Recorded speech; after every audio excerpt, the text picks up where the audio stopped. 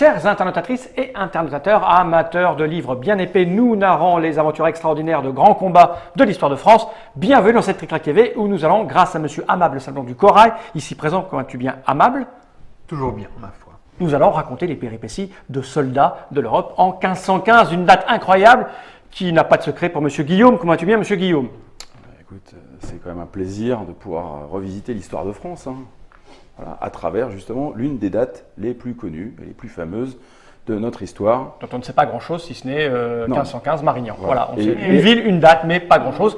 Et dans une première vidéo, on a fait le tour, grâce à Amable, de la situation géopolitique de l'époque, un petit peu avant 1500, pour restituer un petit peu qui était roi, reine, les enjeux économiques, politiques, quel type d'armée on avait, quelles étaient les relations, un truc absolument incroyable. On a appris que les Suisses étaient belliqueux, violents, méchants, sanguinaires, voire même parfois. Et on va le finaliser, ce constat, dans cette émission spéciale où on va passer au cœur du sujet, c'est-à-dire la campagne de Marignan, ce qui s'est passé, ce qui a vraiment déclenché, à quel moment on a décidé de se foutre sur la gueule, et comment ça s'est passé sur ce petit village probablement paisible, qui était Marignan, qui ne demandait rien à personne. Eh oui. Voilà.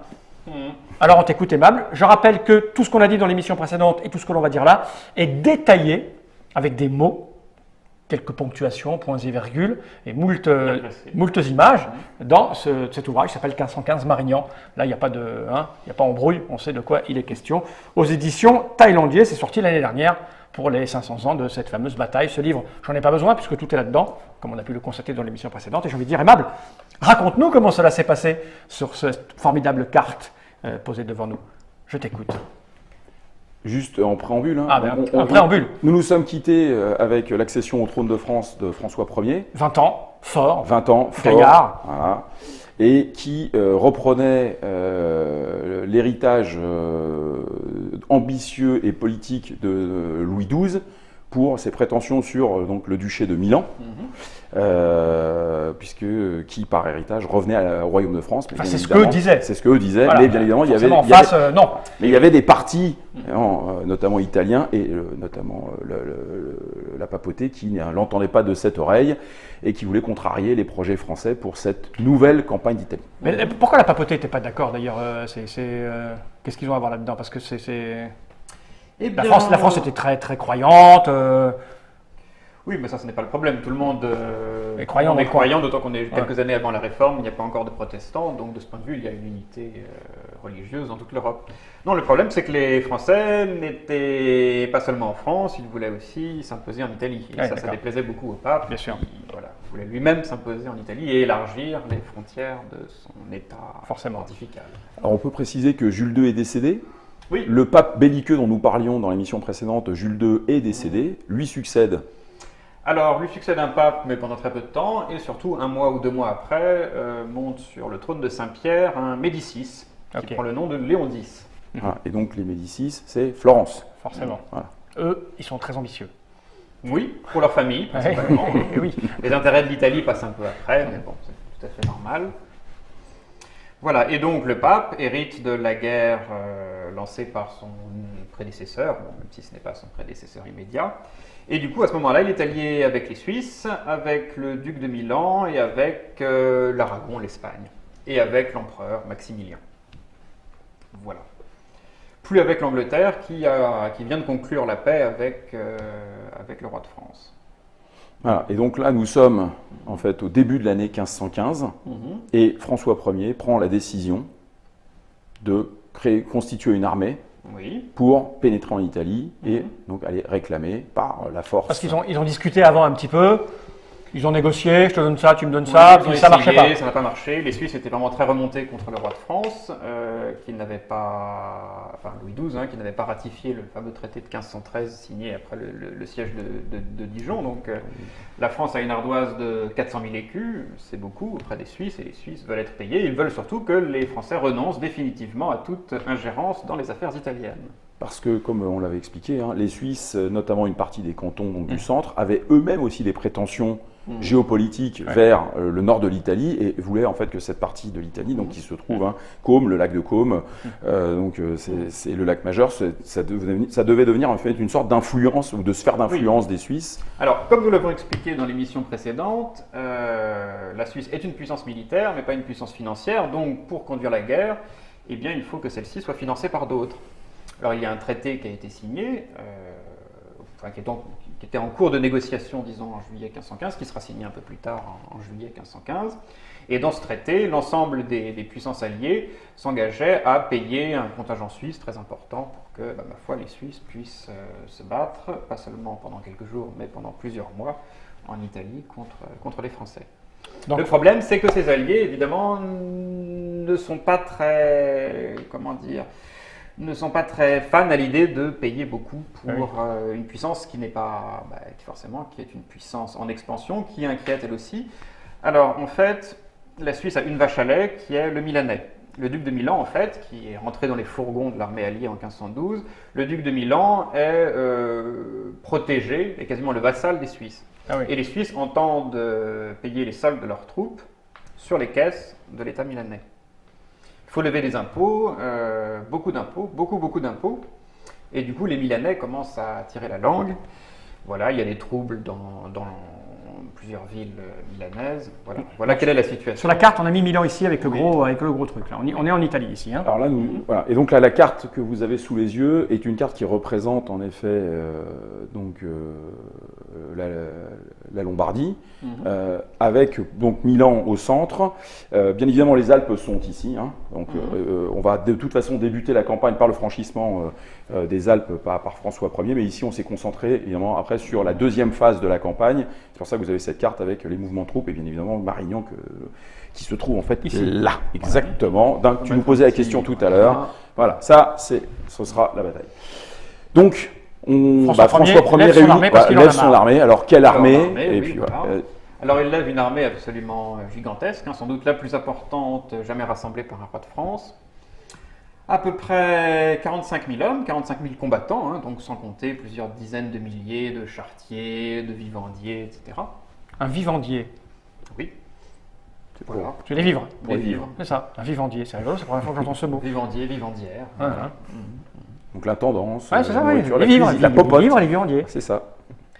Voilà, 40 à 45 000 combattants, 3 000, enfin oui, un peu moins parce qu'il en faut quand même quelques-unes en France pour maintenir l'ordre, 2 500 lances, c'est-à-dire donc une dizaine de milliers de cavaliers lourds pour la plupart, une artillerie qui est conséquente, une soixantaine de pièces, ce qui est déjà beaucoup, 60 pièces moyennes et lourdes, sans compter plusieurs centaines de pièces de petit calibre.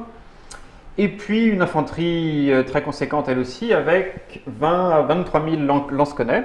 Les lansquenets qui sont ces mercenaires concurrents des Suisses, qu'on recrute à cette époque-là, de l'autre côté du lac de Constance, c'est-à-dire en Souabe, dans le sud de l'Allemagne, dans le Tyrol et en Autriche, et également dans la vallée du Rhin, et en particulier en Gueldre, qui est un duché qui se trouve dans les Pays-Bas actuels, et qui était un gros fournisseur de mercenaires pour l'Europe. Donc 20 à 23 000 lansquenets et une dizaine de milliers de gascons, qui formaient une sorte d'infanterie légère armée d'arbalètes et d'épées, très efficace pour la défense ou la prise de places fortes. Un peu moins en bataille rangée. Chacun sa spécialité donc. Voilà. En phase 2, alors au printemps 1515, il n'y a pas encore grand monde. Les Suisses ont déjà levé un premier contingent de 4 000 hommes. Parce qu'ils se rendent compte, bien sûr, que les Français sont en train de la ramener, en fait. Bien sûr, ils ont des espions. Tout le monde a des espions, c'est ça, je te sers, tiens, mouvement, de toute façon, c'est pas... Mouvement de troupes, c'est assez visible, quoi. Voilà.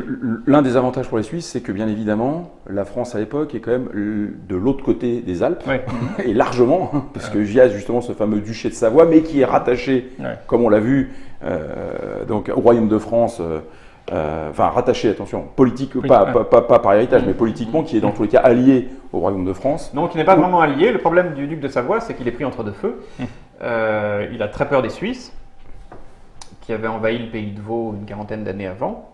Donc il est en principe allié aux Suisses, mais de fait il est l'oncle du roi de France, donc il est dans une position d'entre-deux qui est un peu délicate. Donc les Suisses, bien sûr, se mettent à lever leur armée à leur tour. Alors une première petite armée de 4000 hommes, quand la ville de Gênes, pour le coup, tourne kazakh et se range du côté français. Ensuite, il lève un deuxième contingent plus important, d'une vingtaine de milliers d'hommes, qui se porte en Savoie pour attendre les Français sur les cols alpins. Voilà, du côté de Suse, pour défendre à la fois le mont Genèvre et le mont Cenis. Alors, on a une carte qui devrait apparaître. Voilà, là on a la carte justement des Alpes. Oui. Et qui vous montre les différentes routes. Vous devriez apercevoir justement et lire notamment la position de la ville de Suse, derrière laquelle en fait les Suisses attendent. Mais là, surprise, en fait, François Ier. Alors effectivement, les deux routes du Mont-Cenis et du Mont-Genèvre sont les routes les plus empruntées par les armées et par les caravanes qui transportent notamment les soieries et les épices d'Italie vers la France. Les Français le savent.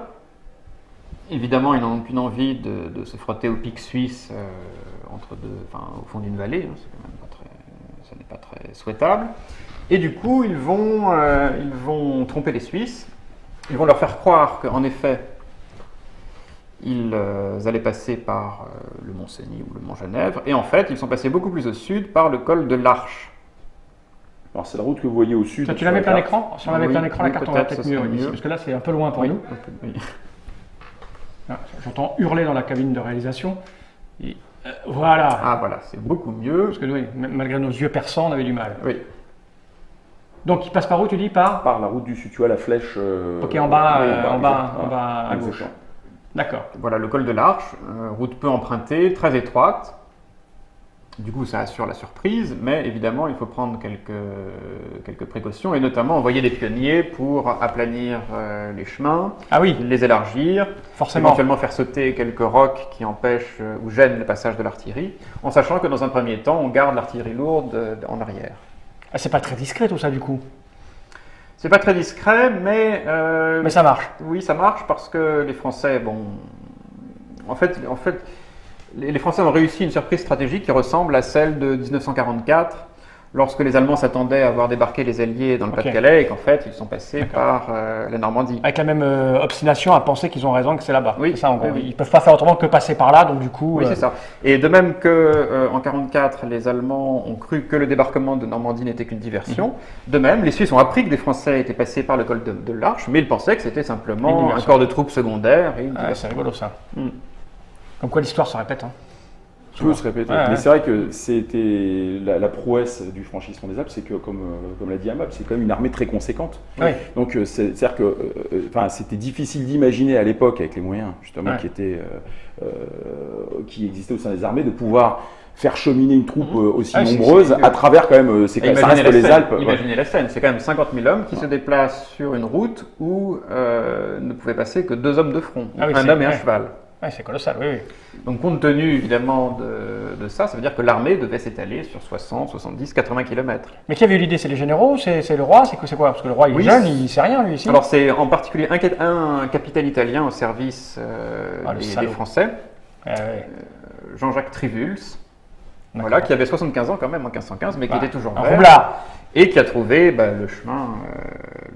Ça faisait longtemps qu'il était au service des Français. Il devait leur en vouloir aux Italiens. Non, il était plutôt ami avec les Vénitiens. Ah d'accord, c'est ça, c'était un Italien vénitien. C'était un condottiere, donc par définition, il était au service des puissances qu'il employait. À l'origine, c'est un Milanais qui s'est mis au service des rois de Naples, et ensuite des Français quand les Français sont arrivés à Naples en 1494. Voilà, donc ça faisait une vingtaine d'années qu'il avait pris le parti des Français. Donc ils fabriquent leur route, leur chemin. Voilà. Et en effet... Mais autre difficulté quand même, sur laquelle il faut insister, c'est que c'est une armée où seul un quart des soldats parlent français. Ah oui? Les Lansquenets sont évidemment des Allemands. Forcément, oui. Les Gascons parlaient occitan ou basque ou espagnol. Voilà, donc c'est une armée très peu. Donc vous imaginez un peu les difficultés qu'il y avait à coordonner. Il y a des traducteurs, il y a des... Oui, il y a surtout des capitaines qui sont des nobles, venant souvent des marges du royaume, et donc qui étaient capables soit de parler occitan ou soit de parler allemand. C'est d'ailleurs l'origine de la famille, l'origine de la fortune de la famille de Guise, puisque les Guises étant lorrains savaient parler allemand, et donc à l'époque, le Guise de l'époque, Claude de Guise, commandait les lansquenets à la bataille de Marignan. D'accord. Efficace. Guise, Lorraine. Et donc, ils franchissent les Alpes. Ouais. Surprise stratégique, en fait, ils franchissent cet obstacle naturel qui reste redoutable même au printemps.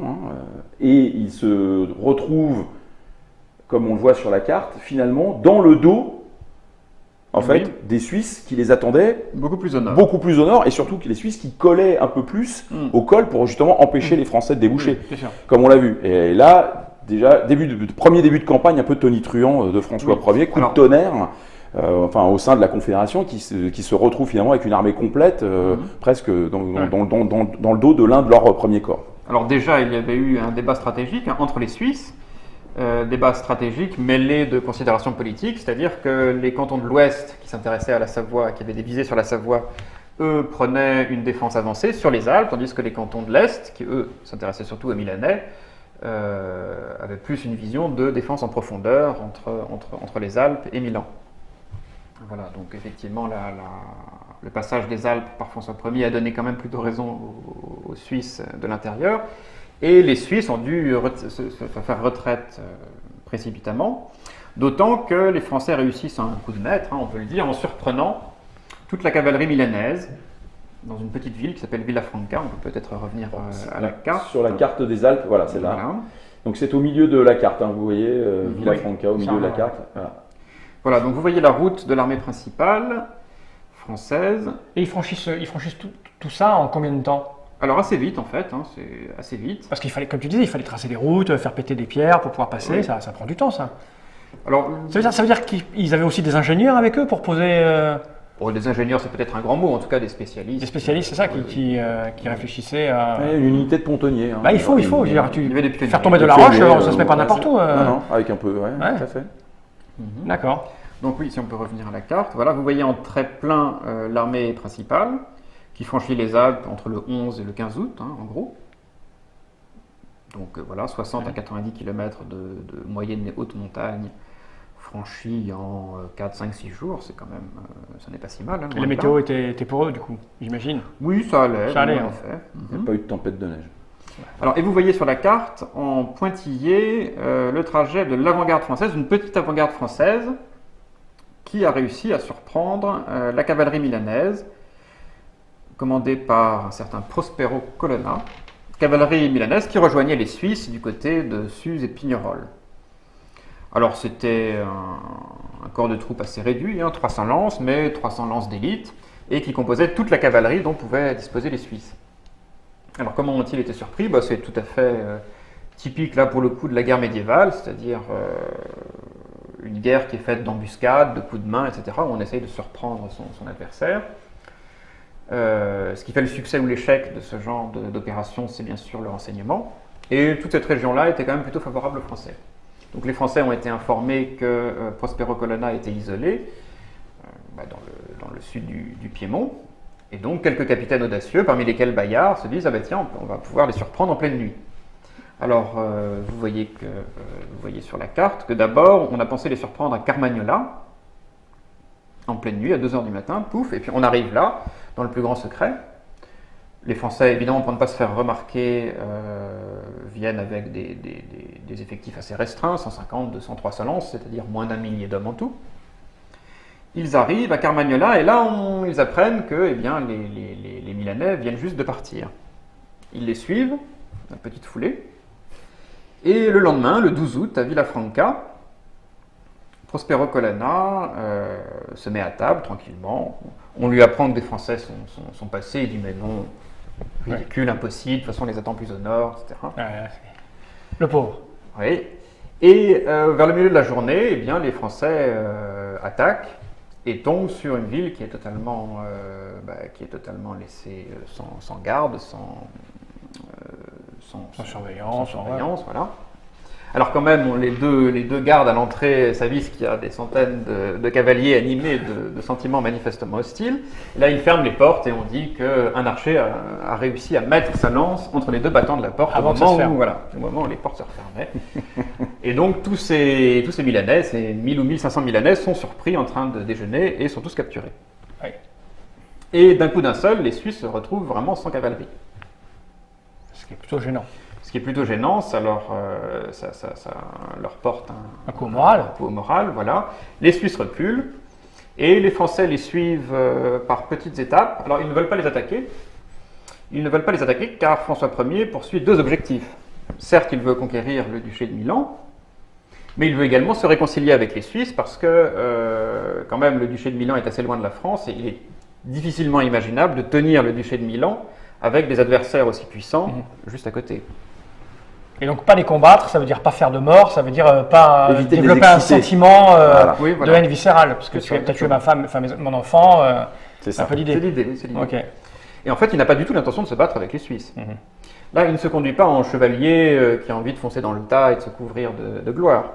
Il se comporte en chef d'État qui négocie et qui est prêt à donner de l'argent, beaucoup d'argent, pour s'allier avec les Suisses. Parce qu'au fond, il préférerait avoir recours à des mercenaires suisses plutôt qu'à des lansquenets dont la fidélité peut être changeante. D'autant que beaucoup de ces lansquenets sont recrutés dans les États héréditaires de l'empereur, qui est plutôt un ennemi de la France.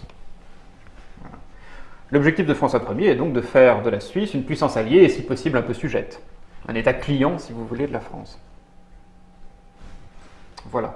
Donc on en est là, autour du 15 août, avec des Français qui avancent, qui arrivent à Turin. Là, le duc de Savoie prend officiellement parti pour la France, sans pourtant rompre avec les Suisses. Et donc, du coup, c'est le duc de Savoie qui va jouer un peu le rôle d'intermédiaire entre les Français et les Suisses. Alors, les Suisses sont très divisés, ils le sont de plus en plus à mesure que la campagne tourne mal. Et les cantons occidentaux sont de plus en plus prêts à négocier avec le roi de France. Exactement. C'est ce qu'on retrouve tout à l'heure, c'est que les Suisses en fait se réunissent pour discuter, débattre. Et là, il y a des premières dissensions ou dans tous les cas des premières divergences de point de vue, justement, on va dire géostratégiques qui apparaissent entre ces fameux cantons en fait de l'Ouest, qui vont être sollicités bien évidemment par François Ier, qui, comme tu le disais, va commencer en fait à agiter la bourse, notamment pour pouvoir régler cette question du traité de Dijon qui n'avait pas été respecté, qui était en fait le prérequis pour pouvoir accéder aux négociations. Oui. Alors d'autant que les Suisses ont mobilisé leurs troupes beaucoup trop tôt. Ils sont allés en Savoie en mai, et donc ça commence à coûter cher. 3 mois plus tard. Il faut de la nourriture, il faut de l'argent. Oui, alors ça ne coûte pas très cher parce que en fait personne ne paye. Mais du coup, les Suisses commencent à se débander, certains soldats suisses commencent à déserter, et puis en plus ils mettent évidemment en coupe réglée le duché de Savoie parce qu'effectivement ils réquisitionnent de vivres, etc. Donc il y a beaucoup de violence, donc les Suisses sont de plus en plus impopulaires, donc les contingents des différents cantons commencent à se battre même. Un capitaine suisse a été pris en otage par des soldats d'un autre canton qui lui ont tailladé le visage à coups de couteau, donc ça commence à tourner un peu au vinaigre tout ça. Sacré Suisse, mais j'imaginais pas les Suisses comme ça, finalement. Ah, c'est pas fini. Voilà, les Suisses reculent. Voilà, donc ça c'est la première phase en fait de la campagne. Voilà. Mais ce qui est, je reviens sur le point essentiel, et Amable l'a bien précisé, c'est que François Ier ne perd pas de vue sa capacité, grâce à l'argent, toujours, à retourner bien sûr. en fait les cantons, et donc à éviter une bataille décisive face à, il faut après le dire aussi, une infanterie suisse qui est quand même redoutable, qui est redoutée, qui nous a battus à Novare et qui a donc et qui est invaincue depuis 2 siècles. Personne n'a jamais réussi à battre les Suisses. Donc et là on a affaire à un fort contingent suisse. Lui-même est au courant. Il a affaire à quand même une armée suisse importante. L'armée suisse commence à se déliter et là on commence à parler et on parle argent. Au début, les revendications suisses sont évidemment un peu excessives. Il réclame évidemment le paiement des 400 000 écus à Dijon, oui, c'est normal. Il réclame également 600 000 écus pour les soldes de leur armée, c'est-à-dire qu'il demandait que le roi de France paye les soldes des gens de guerre mobilisés contre lui. Ça c'est moins réaliste déjà comme demande. Et en plus, ils refusent de rendre leur conquête, puisque évidemment ils ont profité de l'éviction des Français d'Italie pour annexer tout un tas de bailliages qui font aujourd'hui partie de la Suisse, enfin pour certains, le long de la vallée du Tessin. Donc du coup, c'est à cette époque que Lugano et Locarno ont été annexés à la Suisse. Voilà. Ils sont très intransigeants, et puis après, évidemment, au fil des revers, ils commencent à être un peu plus accommodants. Ils revoient leurs demandes, leurs exigences. Voilà. Alors, en plus, ce qu'il faut savoir, c'est que pendant que les capitaines des contingents suisses négocient avec les Français, les gouvernements des cantons suisses, eux, ont une toute autre approche. Et eux parlent de mobiliser une 3e armée pour aider le duc de Milan. Et ils veulent friter. Voilà. Et donc, on a comme ça une double rupture entre d'un côté cantons occidentaux et cantons orientaux, et de l'autre, les soldats qui ne sont plus payés depuis des semaines et qui veulent rentrer, et puis les soldats qu'on commence à mobiliser en Suisse et qui, eux, rêvent d'en découdre. Je ne vous dis pas le désordre. Les Français avancent, et là on va pouvoir utiliser la carte au cette milieu. Belle carte. Voilà, les Français avancent, les Suisses reculent. Oui, on va les représenter par ces petits cavaliers rouges. Voilà. Les Suisses reculent et en se rapprochant des montagnes, notamment parce qu'ils sont harcelés par la cavalerie française, que c'est inconfortable, donc plus ils sont près de leur voie de repli vers la Suisse, mieux c'est. Et les Français avancent eux directement vers Milan. Voilà. Alors pendant ce temps, un autre petit contingent français est à Gênes et commence à progresser vers Milan, mais par le sud. Notamment, la ville d'Alexandrie tombe très vite. Bon, voilà, en gros, ils sont là. Hop. Ils sont à peu près là, mi-août 1515, mi-août, fin août 1515. Donc les Français avancent. À Versailles, eh bien, ils quittent le duché de Savoie pour entrer dans le duché de Milan. Ensuite, fin août, ils prennent la ville de Novare, de sinistre mémoire, donc c'est une sorte de revanche pour la France, d'autant que... Là, regardez ce magnifique mouvement, je me permets de changer la couleur de cette ville. Voilà, ça devient français. Et d'ailleurs, à Novare, ils retrouvent certaines pièces d'artillerie qui avaient été prises aux Français 2 ans plus tôt. Voilà, on est là à peu près fin août, le 31 août, 1er septembre, les Français avancent. François Ier est à Turbigo, le 1er septembre, et pendant ce temps, arrive l'armée de renfort qui a été levée par les cantons suisses. Ils sont à peu près là. Voilà. C'est la deuxième. Une très forte armée, de 30 000 hommes. 30 000 hommes, c'est beaucoup. Là, vous avez 20-25 000 hommes qui reculent en ordre plus ou moins dispersé, mais tout de même qui sont là. Ça veut dire qu'en effet, il y a près de 60 000 hommes en armes en Italie à ce moment-là. 60 000 hommes sur 600 000 habitants, évidemment, c'est beaucoup. C'est beaucoup, 10%. C'est donc le quart des hommes valides Ouais, et en âge de porter les armes. C'est l'équivalent de la mobilisation française de 1914, voire un peu plus. Nous en sommes là. Et là, quand même, tout début septembre, la volonté des Suisses à poursuivre les hostilités vacille sérieusement, au point que des pourparlers sont ouverts. Et dans les tout premiers jours de septembre, on tombe d'accord sur un traité. Un traité préliminaire. C'est-à-dire qu'ils ont revu leur demande à la baisse. Ah oui. Ils ne demandent plus d'être payés, rembourser la guerre, ils veulent juste leurs 400 000. Alors, ils demandent toujours beaucoup d'argent. En revanche, ils sont prêts à renoncer à toutes leurs alliances, à s'allier avec la France. C'est pas mal. À faire de la Suisse le fournisseur exclusif du roi de France en mercenaires. Ils sont même prêts à rendre les districts annexés en 1500 puis en 1512 contre 300 000 écus. Ils ont toujours été très vénaux. Tout se négocie. Ouais. Tout se négocie, ni plus ni moins que les autres, que les autres puissances à l'époque. L'argent a toujours été le nerf de la guerre. Évidemment. Donc on s'accorde sur un traité d'1 million d'écus, 300 000 écus pour les soldes. Donc c'est-à-dire que François Ier accepte quand même de payer les soldes de l'armée mobilisée contre lui, mais avec un petit rabais, qui est quand même supérieur à ce qu'il aurait dû payer pour le service effectivement rendu. 300 000 écus, 300 000 écus pour les bailliages annexés par les Suisses, et 400 000 écus pour le traité de Dijon. Donc 1 million d'écus, somme absolument colossale, qui équivaut à plusieurs dizaines, 50 ou 100 ans de budget d'une ville comme Berne. À quoi s'ajoute une pension annuelle versée à tous les cantons suisses. et des pensions secrètes versées aux principaux notables des conseils de gouvernement des cantons. Donc ça, c'est le traité de...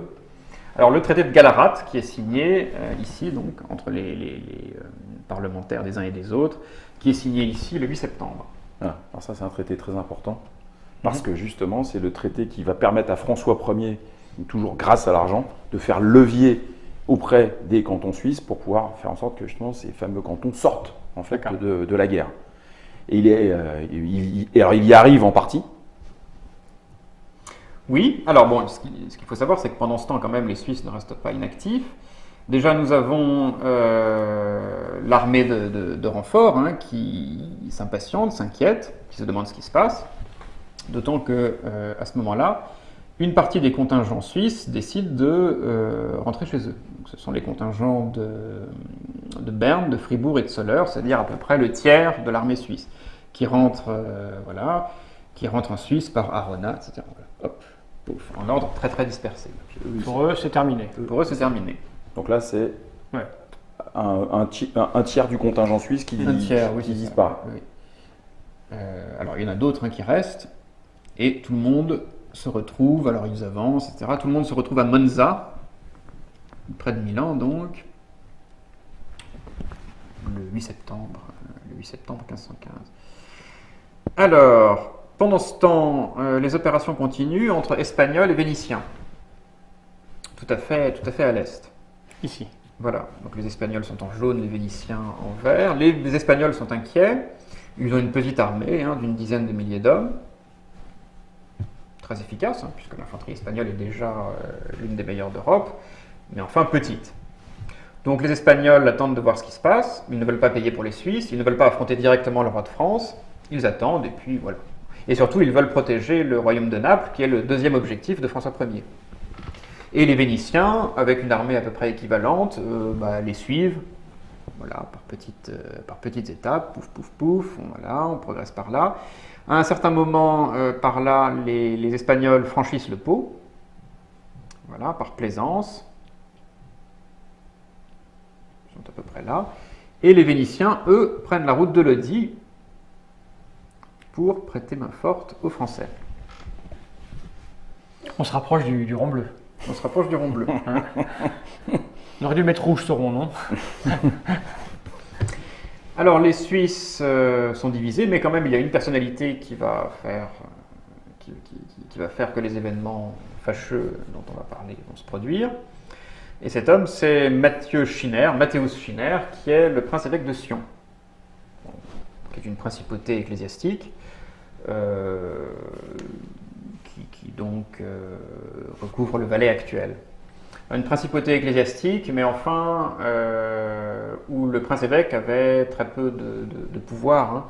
C'est une sorte, si vous voulez, d'évêché constitutionnel, c'est-à-dire qu'il y a des communautés autonomes qui se sont constituées en contre-pouvoir, et de fait, le prince-évêque de Sion n'a plus guère de pouvoir. En revanche, c'est quelqu'un de très influent en Suisse. C'est quelqu'un de très influent parce que c'est lui qui assure le relais entre le pape et la Suisse. Et c'est notamment lui, avec Jules II, qui est à l'origine de la fameuse garde suisse. Parce qu'il faut bien comprendre qu'il ne s'agit pas là, pour le coup, d'une alliance circonstancielle, comme il y en a eu tant pendant les guerres d'Italie. La papauté n'a pas d'armée, mais précisément, la papauté veut faire de la Suisse son bras armé. En Italie, et puis pourquoi pas en Europe. C'est donc les bases d'une alliance à très long terme qu'ont voulu poser Jules II et Matthäus Schinner. Donc Matthäus Schinner voit que les choses tournent mal, et du coup, il est très inquiet. En plus, c'est lui qui a été à l'origine de la mobilisation un peu prématurée des Suisses en mai 1515. C'est lui qui n'est pas arrivé à trouver l'argent pour payer les Suisses. Donc là, les confédérés trouvent que... Enfin voilà, il commence à avoir mauvaise presse auprès des confédérés. Du coup, il va faire la navette entre les Suisses, pouf, qui sont à Monza, et les Espagnols. Et donc, il presse les Espagnols de franchir le Pô pour se joindre aux Suisses. Voilà, il fait un petit aller-retour pendant quelques jours. Et finalement, le 3-4 septembre, les Espagnols lui disent qu'ils ne franchiront pas le Pô. Donc il retourne en catastrophe à Monza. Et il arrive au moment où les plénipotentiaires suisses arrivent à Monza avec le traité de Gallarate signé. Les boules. Embarras. Embarras. Et on peut dire qu'il n'a pas de peau, lui. Embarras. Alors, la confusion est totale. Vous avez des prisonniers français qui commencent déjà à recruter des Suisses pour le roi de France, et puis d'autres Suisses qui s'en prennent aux Bernois ou aux Fribourgeois qui étaient restés avec eux en les traitant de lâches, etc. Bon, grosse confusion. Du coup, le village gaulois en marche, si je puis dire, se porte à Milan, et on en est là, le 13 septembre. Pendant ce temps, François Ier a fait route, non pas par le nord, enfin route vers Milan, non pas par le nord, mais par le sud. Il est passé par là, Abbiategrasso, etc. Voilà, hop. Et il est à Marignan le 13 septembre. Voilà. Il installe son campement et il s'apprête à entrer triomphalement à Milan. Parce que pendant ce temps, les Milanais se sont révoltés. Le duc de Milan est réfugié dans la citadelle de Milan, qui est une citadelle absolument imprenable, avec une garnison suisse. Et pourquoi ils se rebellent, les Milanais? Ils en ont marre? Ils en ont marre de payer les Suisses qui se comportent véritablement en occupants. D'accord. Et aussi un petit peu en soudard. Et puis il y a eu des troubles, il y a eu des dans la ville également. Et puis ce qui est intéressant, c'est que justement les Suisses considèrent qu'en fait les Milanais sont également versatiles, que ces Milanais non plus n'ont pas d'honneur, et que eux-mêmes sont venus les protéger, et que finalement c'est la loi du plus offrant. Et quand ils apprennent que l'armée française n'est pas très éloignée, ils commencent à avoir des altercations, et donc la tension monte. C'est des hommes et il y a de la testostérone. Oui. Alors les Suisses, les Suisses ne sont plus aussi nombreux qu'avant, parce qu'il y en a qui sont rentrés à la maison, parce que d'autres se sont dispersés dans les campagnes. Enfin, ils sont encore 30 à 35 000. Et les conseils de guerre, qui réunissent tous les capitaines de tous les cantons, les conseils de guerre se succèdent, on se dispute, etc. Et puis il y a un coup de théâtre, le 13 septembre. Un soldat fait irruption dans un conseil de guerre et dit « mais les Français attaquent ». C'était tout à fait faux. Ah, putain. Alors, erreur volontaire ou pas, ou bien est-ce qu'on a pris quelques éclaireurs pour le gros de l'armée française? On ne le saura pas tout à fait. Alors, on ne sait pas si la bataille de Marignan a été le résultat d'une manipulation ou bien d'une confusion. Voilà. Une confusion propre à l'incertitude du temps de guerre. N'a cherché, enfin personne n'a ramené sa phrase après. Toutes les versions. Ça existe et voilà, on va choisir la tienne. Il n'y a pas d'ordre écrit, t'as pas d'ordre écrit. Non, mais néanmoins après. Surtout c'était secret quoi. Oui, alors néanmoins quand même après, les cantons suisses ont fait une enquête. Ouais. Il y a eu un vrai procès, une instruction, donc il y a eu beaucoup de témoins qui du coup ont raconté des choses qui ont été mises par écrit. Et on a beaucoup d'écrits sur cet épisode, mais des écrits contradictoires. D'accord, oui, forcément. Ouais. On ne saura jamais si la CIA est responsable. Par contre, ce qui est certain, c'est cette ambiance générale, délétère, où les Suisses ne savent plus à qui se fier. C'est très très bien décrit, c'est très vivant. Enfin, bon. Donc manipulation ou erreur, on ne sait pas, mais en tout cas, ça arrive, le mec il rentre, il fait on est attaqué, alors que c'est pas vrai.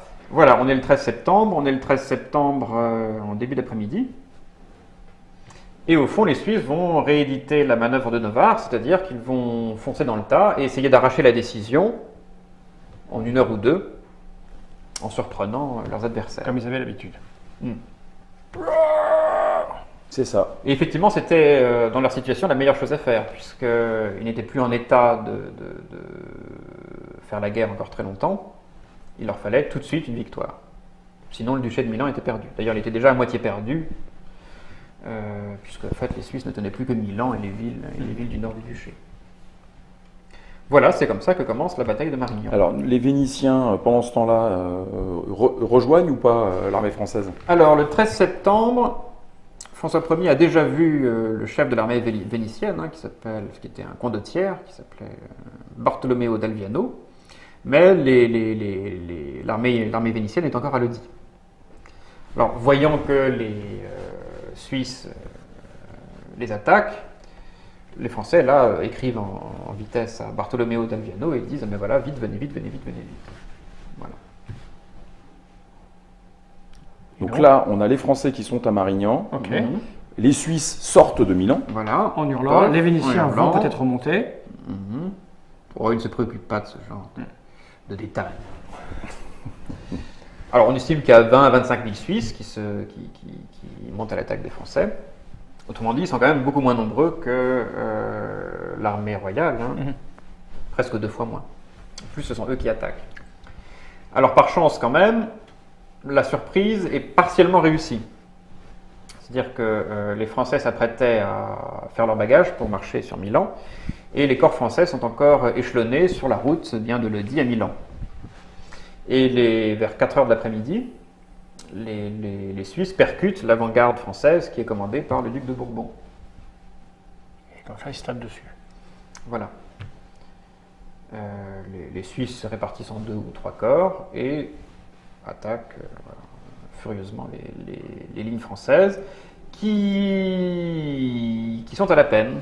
Et ils sont surpris peut-être. Alors là, il y a une première chose sur laquelle tu peux intervenir, c'est cette fameuse préparation, cette fameuse ligne de défense qu'on retrouve dans un certain nombre en fait, d'ouvrages, qui explique que les Français avaient réussi à monter un talus, des palissades, avaient mis les canons en premier. Oui. Alors ça, c'est tout à fait faux. Voilà. En fait, ça vient d'un... Oui. Alors on voit beaucoup de cartes extrêmement précises sur la disposition des troupes, etc., sur la position des palissades. En fait, ces cartes sont absolument fantaisistes.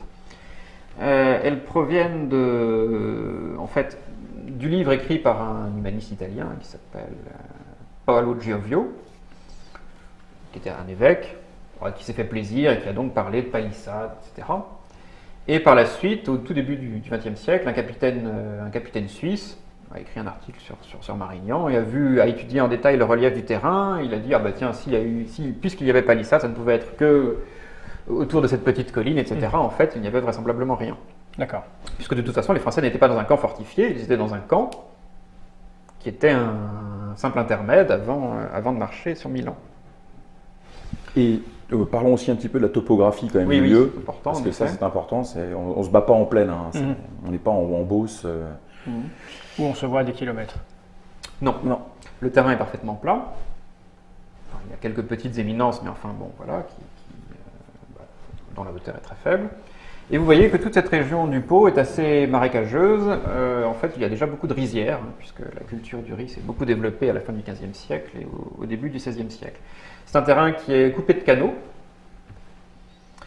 Et du coup, la cavalerie n'a pas beaucoup de place pour se déployer.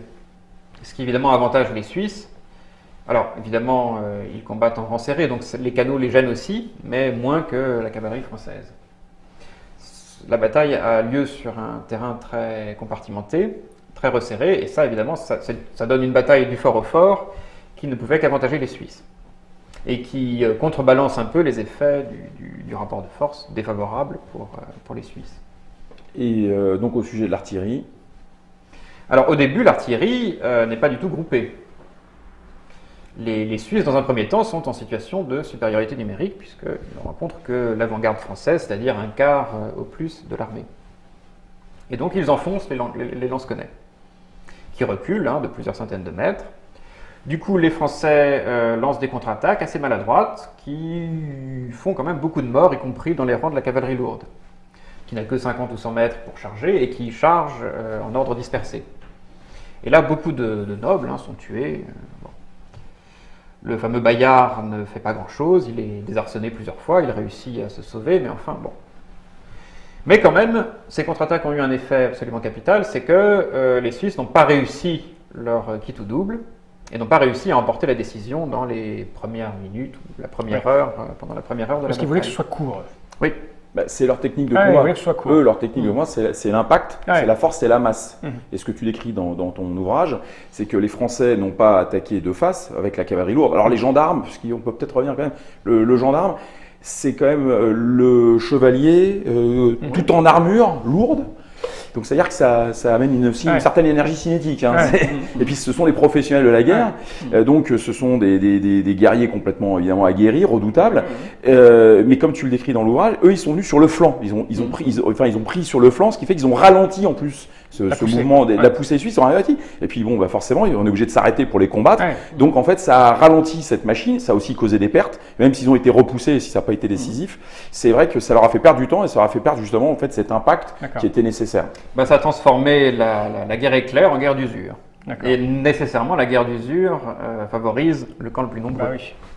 Voilà. Qui plus est, qui défend. Alors, ce qu'il faut savoir, c'est que les Suisses sont partis sont partis de Milan à 2h de l'après-midi. En gros, ils arrivent à 4h, on est en septembre, donc la nuit tombe plus tôt quand même, qu'en juin ou qu'en juillet.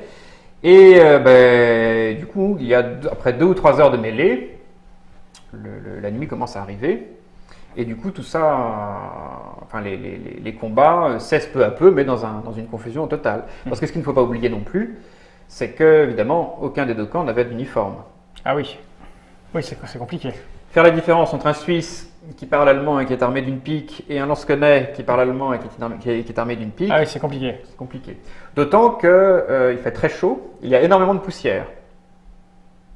Donc les visages sont un peu cachés avec la transpiration. Pas de colline d'où on peut avoir un aperçu un peu général sur la bataille. Ah, c'est le bordel. Oui. Ouais. D'autant plus que, alors, c'est la mêlée. Au Moyen-Âge, souvent on adopte un signe distinctif pour se reconnaître pendant la bataille et en général on adapte les croix nationales, on coud des croix, voilà, des croix sur les vêtements. Les Anglais portaient une croix rouge, comme ça, les Français une croix blanche, comme ça, et les Suisses une croix blanche, comme ça. Ouais. Fâcheux. Oui, fâcheux. Gênant. Gênant. En plus, les Suisses sont complètement imbriqués dans le camp français, sont plus ou moins encerclés. Ils sont trempés parce qu'ils ont dû franchir plusieurs canaux, plusieurs lignes de canaux successifs. Et ils n'ont rien ils n'ont rien à boire, rien à manger, rien à boire sinon l'eau boueuse et souillée de sang. Voilà. Alors que les Français ont leur campement juste derrière, avec voilà, tout ce qu'il faut pour voir à leurs besoins. C'est comme ça que les combats cessent, donc le soir du 13 septembre. Et puisque Marignan, on l'oublie, c'est 2 jours de combat, et pas une seule journée. Parce que forcément, ils vont se refoutre sur la gueule le lendemain. Exactement. Ce qui est très rare, ce qui est excessivement rare pour une bataille une exception, du Moyen-Âge ou même de l'époque moderne. Même pendant l'époque moderne, c'est quand même très rare une bataille qui dure plus d'une journée. Voilà. Alors les Français ne restent pas inactifs pendant la nuit, ils creusent des fossés. Là pour le coup ils creusent vraiment des fossés, puisqu'ils ont des pionniers qui sont un peu de temps devant eux. Et puis ils réussissent à apporter toute leur artillerie en face des Suisses. Ce qui fait que quand les Suisses se réveillent, ils se retrouvent au beau milieu d'un champ de tir. Alors ce qui est intéressant juste par rapport à la nuit, tu le décris, la plupart des combattants ont dormi à une 50aine de mètres l'un de l'autre. Ouais. Ce qui est aussi assez c'est surprenant parce que... Ou des Suisses chez les Français, et des Français chez les Suisses. Au milieu des morts et des blessés. Il faut imaginer aussi la confusion et l'état d'esprit du combattant à ce moment-là. Donc les Suisses se retrouvent au milieu d'un champ de tir avec déjà quand même beaucoup de blessés. Puisqu'il faut le rappeler, les Suisses combattent à la grande surprise des Français pieds nus, tête nue et la plupart du temps sans armure, ni même casque. Bon, donc il y a déjà beaucoup de blessés. Alors les Français ont de l'artillerie, ils n'ont pas encore beaucoup d'arquebusiers, mais ils ont en revanche tous les arbalétriers, gascons qui sont à leur aise dans ce terrain un peu coupé, ils peuvent se réfugier derrière des haies, courir dès que les piquiers se jettent vers eux, ils peuvent harceler à distance leurs ennemis. Et donc la bataille reprend au petit matin et arrive la cavalerie légère des Vénitiens, pendant que tout le reste, l'infanterie, etc., et la cavalerie lourde, l'essentiel de la cavalerie lourde, sont à Leudy. Et là, les Suisses comprennent qu'ils ont perdu et ils reculent. Les Français ne les poursuivent pas, ou à peine, ils les suivent de loin, toujours pour des raisons politiques. Voilà, pour ne pas se les mettre à dos. Voilà, donc on respecte les Suisses. Les Milanais, évidemment, se révoltent une fois de plus. Milanais qui s'étaient révoltés, mais qu'on avait réussi à calmer, etc. Bon, voilà, ça y est. Maintenant, après Marignan, il est évident que le Milanais est perdu. Les Suisses quittent Milan et se retirent en Suisse. Ils laissent derrière eux 1500 ou 2000 blessés que, évidemment, le roi prend soin de soigner correctement. Et voilà, et tout le duché de Milan tombe entre les mains des Français. Donc par rapport en fait à la bataille, il y a 2 choses que tu précisais, c'est la valeur des lance-quenets allemands, qui en fait ont fait jeu égal avec les Suisses. C'est leur première victoire en fait. Auparavant, ils avaient toujours été battus par les Suisses, et là ils deviennent le corps de troupe à la mode. Bien sûr. Oui. Voilà. En même temps, ils n'ont pas été battus depuis des années, donc là tu as de quoi la ramener, quoi. Oui. Alors, la veille de la bataille, ils ont fait un petit peu de chantage, puisqu'ils ont demandé au roi de France de leur verser tout de suite un mois de solde. Putain, les mecs. Alors, justement, on va parler d'un détail qui est assez intéressant, c'est que François Ier, alors il vient avec du monde, mais il vient aussi avec le trésor royal. Avec lui ? Avec lui, c'est-à-dire une grosse caisse. Il n'a pas intérêt à perdre. Mais avec plein d'argent. qui permet justement de payer au fur et à mesure. Il avait compris, et de payer donc tous ces mercenaires. Donc en fait, il avait de quoi satisfaire, si tu veux, les demandes sans ne faire que promettre. C'est-à-dire qu'il a payé rubis sur l'ongle ces gens-là, avec en effet. C'était dangereux comme principe, parce que si les mecs en face l'avaient su. Oui, mais c'est très dangereux aussi de se promener avec des lance-connais sans argent. C'est ce que faisait régulièrement Maximilien. Moyennant quoi, au bout de 2 semaines, il se retrouvait à sec et les lance-connais n'étaient pas très contents. Alors soit ils partent, soit ils se révoltent, soit ils pillent. Il y a beaucoup de révoltes, beaucoup de mutineries. C'est à cette époque que le mot de mutinerie apparaît dans la langue française. Mutinerie, c'est le soulèvement de gens de guerre qui ne sont pas payés. D'accord, tout simplement. Donc. Et y compris l'empereur, Maximilien, a été souvent pris en otage par ses propres troupes. Ils ne relâchaient que souvent la guerre, avoir vu la couleur de l'argent. Souvent la guerre, patrie, tout ça, soudé, et en fait... Non mais là tu as affaire à des mercenaires, justement. C'est la différence entre ce qu'on expliquait, les compagnies d'ordonnance. Et alors, après... Les pertes peut-être. Ouais, voilà, exactement. Au soir de la bataille, les pertes, Alors elles sont absolument énormes. On a des chiffres assez précis. D'une part parce qu'on a conservé un certain nombre de montres, c'est-à-dire de rôles de paiement des compagnies françaises. De montres. Des montres d'armes, c'est-à-dire que les hommes d'armes étaient passés en revue. Oui, donc sur un grand parchemin, on indiquait le nom des présents, etc.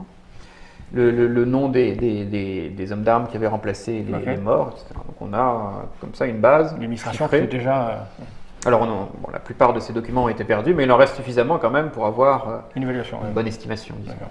Et donc les Français ont perdu quand même 4000 hommes. C'est beaucoup. 4000 tués, donc 10%, mais des tués, parce que d'habitude on mélange les tués et les blessés. À l'époque napoléonienne, il y avait à peu près un tué pour 3 ou 4 blessés. Là, il s'agit bien de 4000 morts et bien morts. Les Suisses, eux, ont perdu à peu près 8000 hommes. Le double. Le double sur un effectif plus restreint. Là, pour le coup, c'est 8000 hommes sur 20 à 25 000 combattants. C'est-à-dire un gros tiers de leurs effectifs, et là aussi, morts. C'est une saignée. Un massacre. Alors, causé par l'artillerie, c'est vrai, mais quand même principalement causé par les armes blanches. Donc, ça a été une boucherie de 2 fois 3 heures, 3 heures le 13 septembre au soir et 3 heures le 14 septembre au matin. Une boucherie au couteau, à la hallebarde. Et c'est ça qui en fait une bataille vraiment exceptionnelle, parce qu'au Moyen-Âge, on a eu beaucoup de boucheries, mais quand même, en général, le vainqueur avait des pertes extrêmement faibles et le vaincu des pertes affreuses. Alors que là, c'est plus équilibré, et tout à l'arme blanche. Ça devait être violent. Et puis alors pour nettoyer tout ça après, parce que... parce que ça te fait quand même 12 000 corps. Ben oui. Ils faisaient comment? 16 000. Oui. Ah oui. Non, 12 000. 12 000, oui. Ils faisaient comment à ce moment-là? Ils se sont barrés, puis ils ont laissé ça... on a creusé des fosses communes. Et on a balancé tout ça. Alors, 1 an après, les Suisses sont revenus sur les lieux, et ils ont constaté qu'il y avait quand même encore beaucoup d'ossements. Forcément, ouais. Ok, on a vu le pourquoi du comment. Et donc les Français arrivent à Milan, prennent Milan, entrée triomphale de François Ier à Milan. Parce que tu dis les Milanais se rebellent, mais contre les gens qui géraient la ville de Milan avant. Oui, c'est ça, contre le duc. Ils saluent les Français qui viennent un peu les libérer, c'est ça? Oui. Plus ou moins. Oui. On peut dire ça. Oui. C'est la fête. Ils sont contents d'avoir d'être du côté du camp des vainqueurs. Voilà. Puis retour à la paix aussi. Et puis les Français payaient leurs troupes, donc du coup ils étaient mieux disciplinés, parce qu'il y a évidemment un rapport étroit entre discipline et solde régulière. Voilà. Après ils vont évidemment assez vite changer d'avis quand le roi de France va commencer à dire c'est chez moi. C'est chez moi, et s'il vous plaît, est-ce que vous voudriez bien payer les impôts de monarchie absolue? Parce que c'est comme ça que ça marche. Oui. Mais dans tous les cas, l'objectif stratégique de François Ier est atteint, puisqu'en fait... l'un des objectifs. L'un des objectifs. Alors le deuxième, c'est donc la réconciliation avec les Suisses. Ça prend un peu de temps. Ça prend un peu de temps, plus d'1 an en fait, plus d'1 an. Le traité de Gallarate est à nouveau proposé aux Suisses. Et là, il va y avoir une vraie scission entre les cantons. 8 cantons suisses accepteront de signer le traité, et 5 autres refuseront obstinément. On en est là, quand au printemps 1516, le roi de France, enfin les Français, parce que François Ier est rentré en France, doivent affronter une nouvelle invasion du duché de Milan. Ok. Et là, les Français ont recruté des Suisses parmi les 8 cantons qui leur étaient favorables, et leurs ennemis, dirigés par l'empereur Maximilien, aussi. Sont Suisses. Ils avaient beaucoup de Suisses dans leur rang. Ce qui a dû poser problème, parce qu'on avait vu au début que les Suisses, ils étaient assez soudés. Oui, ils ont toujours refusé de se combattre les uns les autres. Oui. Enfin, quelques exceptions, mais globalement, voilà. Alors, en 1516, les Français n'étaient pas en position de force, donc en fait, ils se sont tout simplement repliés devant l'ennemi en tenant Milan. Et arrivés devant Milan, c'est à ce moment-là que justement les Suisses reviennent sur le champ de bataille. Et à ce moment-là de l'histoire, eh bien, les Français ont tout simplement attendu que l'armée de Maximilien se débande d'elle-même, faute d'argent.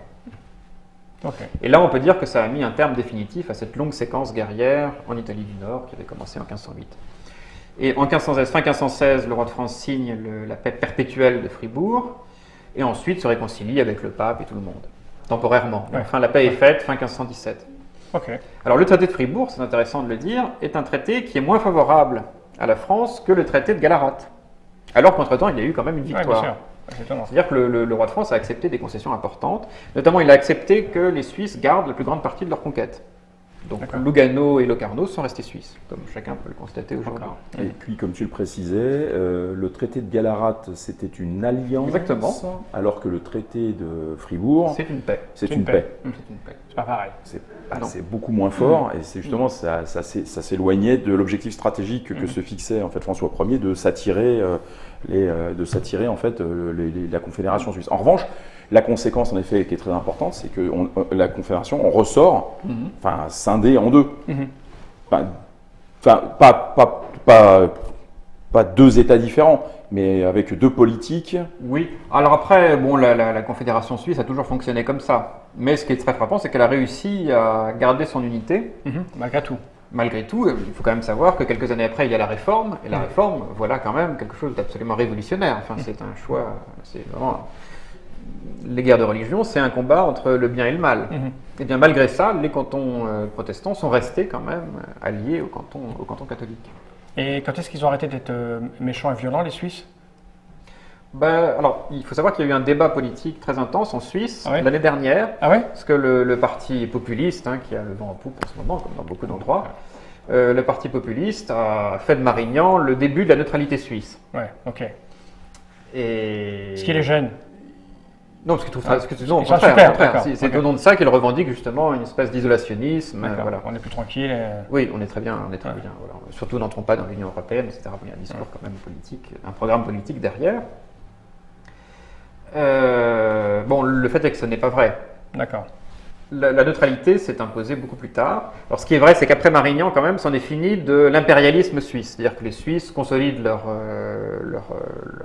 propriété.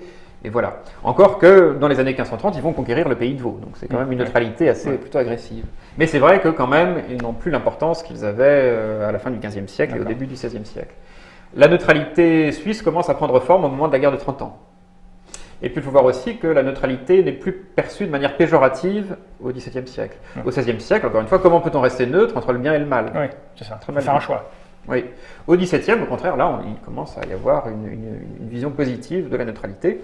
Mais il faut savoir que quand même, les Suisses ont des traités avec diverses puissances, dont la France. Beaucoup de cantons suisses sont en fait vraiment des États clients de la France. L'ambassadeur de France auprès de la Diète est assis à la droite du président de séance. Voilà, il a un rôle extrêmement important et il y aura des régiments suisses jusqu'à la fin de l'Ancien Régime et même après. Sous la Restauration, on lève à nouveau des régiments suisses qui sont supprimés définitivement en 1830. Et juste après, en 1831, qu'est-ce qu'on crée ? La Légion étrangère. D'accord. Et pendant les 10 ou 15 premières années d'existence de la Légion, énormément de légionnaires sont en fait suisses. D'accord. Ouais. Donc, et en fait, la neutralité suisse est définitivement acquise en 1815 au Congrès de Vienne et elle est plutôt imposée par les puissances européennes, garantie par les puissances européennes que vraiment demandée par la Suisse. D'accord. Alors il y a un épilogue, parce que en quelques phrases, il y a quand même un épilogue à cette campagne d'Italie, c'est la rivalité François Ier Charles Quint, Charles Quint, donc personnage évidemment célèbre, qui récupère donc, par ses héritages l'Espagne et les Habsbourg, donc c'est-à-dire ça devient la puissance la plus importante de l'Europe au XVIe. Donc organisé autour de trois pôles, voilà.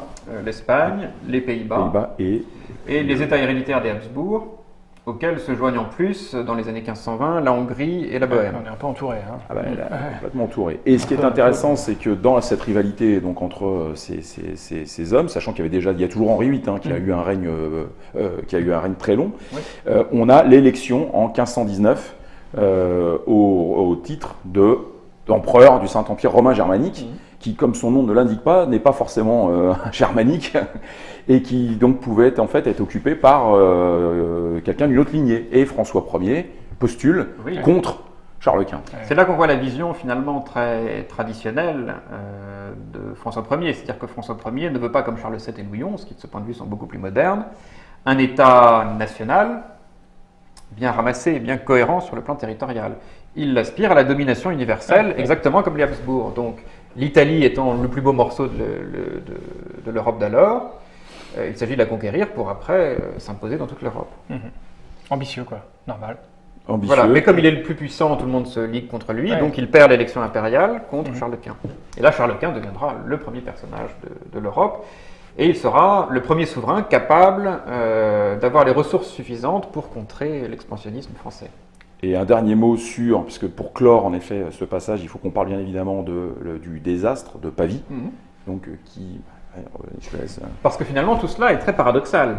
En 1516, la paix de Fribourg est signée. En 1521, les Suisses acceptent quand même de signer un traité d'alliance avec la France, et du coup, la France a un accès illimité au vivier suisse. Nous avons donc la meilleure cavalerie d'Europe, la meilleure artillerie d'Europe et l'une des meilleures infanteries d'Europe, sinon la meilleure. On aurait pu s'attendre à ce que tout ça fasse des étincelles sur le champ de bataille, et bien pas du tout. En 1521, les Français sont écrasés à Labicoque, et en 1525, évidemment, à Pavie.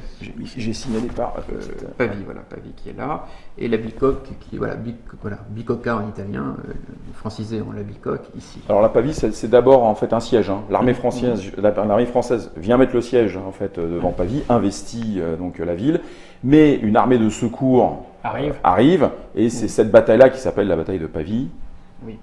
Alors pourquoi la bataille de Pavie est très particulière. Il s'agit d'une attaque surprise au petit matin. Bon, après, il y a des causes quand même plus profondes. À mon avis, en tout cas, c'est vrai que l'armée française et l'armée suisse sont à leur zénith, mais au zénith de leur modèle, qui est un modèle encore quand même médiéval. D'accord. L'armée française est une armée médiévale, modernisée par la guerre de 100 ans, mais quand même essentiellement médiévale, de même que l'armée suisse, c'est une armée de milice. Et donc, ils sont beaucoup moins professionnels que les lansquenets et que les Espagnols. Et notamment, ils garderont cette espèce d'amateurisme qui avait fait leur succès au moment du XVe siècle, mais qui maintenant commence à devenir tout à fait insuffisante. Oui, puisque forcément, pour contrer un adversaire, tu analyses et tu mets la contre-attaque qui fait que ça les met mal, parce que tu prends tous les défauts et tous les problèmes. Oui, c'est ça. Donc forcément, tu deviens Et puis il y a de plus en plus de corps spécialisés. Or, les Suisses sont polyvalents, ils font tout à la fois, mais quand on fait tout, on fait tout mal. Pareil pour le cavalier lourd français, qu'on a vu tout à l'heure faire merveille à Villafranca en surprenant la cavalerie milanaise, mais quand même face à la cavalerie légère, elle est moins à l'aise dans les opérations de petite guerre. Voilà, donc l'avenir appartient au corps de troupes spécialisés et au corps de troupes professionnels. Ce que ne sont pas encore tout à fait les mercenaires, ce que ne sont pas encore tout à fait les Suisses, alors qu'ils sont quand même pourtant déjà mercenaires. Mais après, ils apprendront forcément à se discipliner, et les régiments suisses seront parmi les plus disciplinés de l'armée française. Et Pavie, c'est important parce que Pavie, c'est la capture de François Ier. Donc, qui est le dernier roi de France à avoir été capturé sur un champ de bataille, donc toujours pour garder l'esprit chevaleresque. Il allait au taf. Voilà, tout à fait. D'ailleurs, ça lui sera reproché, bien évidemment. Ça va mettre évidemment la France dans une situation quand même particulièrement inconfortable au niveau diplomatique. Ça va amener en fait paiement de rançon. Ça va exacerber évidemment la rivalité entre François Ier et Charles Quint, enfin encore pendant quelques années. Et ça signera la fin de l'aventure pour le coup italienne de François Ier. Voilà. Alors il y a un élément, je sais, parce qu'on ne l'a pas abordé, mais moi je ne l'ai pas oublié, parce que c'est mon travail de ne rien oublier. Qui est François Ier a-t-il été adoubé par Bayard? Ah bah oui. Et voilà. J'y ai beaucoup pensé de 80 à 83, puis je laissé tomber. Voilà. Et alors c'est Amable qui répond. Alors il y a eu effectivement un débat et une remise en cause assez vive il y a quelques années de ça. il y a un livre qui a été écrit, un autre livre qui a été écrit sur Marignan, voilà, et où on ne parlait pas tant de la bataille que de la propagande qui s'est déployée après la victoire. Et en effet, donc le Marignan, donc dans ce livre, l'auteur Didier Le Fur explique que l'adoubement de Bayard est selon lui quelque chose qui a été inventé. D'accord. Pourquoi? Parce qu'il y a quelques textes qui en parlent, mais ces textes datent de 1526-1527, c'est-à-dire du moment où il fallait redorer un peu le blason de François Ier qui s'était fait bêtement prendre à Pavie. Donc toute l'idée était de dire, mais voilà, François Ier n'a rien fait d'autre que de rester fidèle au serment qu'il a prêté quand il a été adoubé chevalier 10 ans plus tôt à Marignan. D'accord. Parce que ce qu'il faut bien mesurer, c'est que là on a parlé de tous les aspects matériels de la guerre, mais il y a une dimension immatérielle, une dimension symbolique. C'est-à-dire que les souverains se battent pour des territoires, etc. Mais ils se battent aussi pour que leur honneur, que leur gloire soit supérieure, voilà, pour leur renommée, pour que cette renommée soit supérieure à celle des autres souverains. Et donc d'une certaine façon, la capture de François Ier à Pavie n'est pas une tâche sur son CV, au contraire. Voilà. Ce qui va être la tâche sur son CV, c'est quand il dénoncera le traité de Madrid qu'il aura signé pendant sa captivité. Voilà. Et donc, partant de tout ça qui est vrai, Didier Le Fur a dit bah non, c'est pas l'adoubement n'a pas eu lieu. Alors selon moi, c'est quand même une erreur de méthode parce que effectivement, il y a 3 textes qui en parlent et pas d'autres, mais aucun texte ne dit le contraire. Par ailleurs, ces textes ont été écrits par des auteurs assez secondaires, donc on voit mal des auteurs secondaires dont l'un était en captivité. Donc on voit mal pourquoi cette propagande serait passée par des auteurs secondaires plutôt que par les auteurs accrédités à la cour. Ce que tu veux dire, c'est que personne n'a dénoncé l'erreur. Personne n'a dit non, il n'a pas été adoubé. Oui. Voilà. En plus, en 1526-1527, quand même, il y avait beaucoup de gens qui étaient encore vivants, enfin, qui avaient vu et qui étaient présents à Marignan. Donc le doute demeure. Plane. Par ailleurs, alors aussi on a pu avancer le fait qu'en principe, les rois de France étaient adoubés au moment de leur sacre, de façon systématique.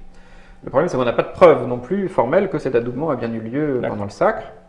Et après, les deux ne sont pas forcément incompatibles, c'est-à-dire un adoubement symbolique pendant le sacre, et après un adoubement avant ou après la bataille, comme ça se faisait énormément à l'époque. Et c'est quelque chose de tout à fait normal que de se faire adouber par en plus pas n'importe qui. Bayard.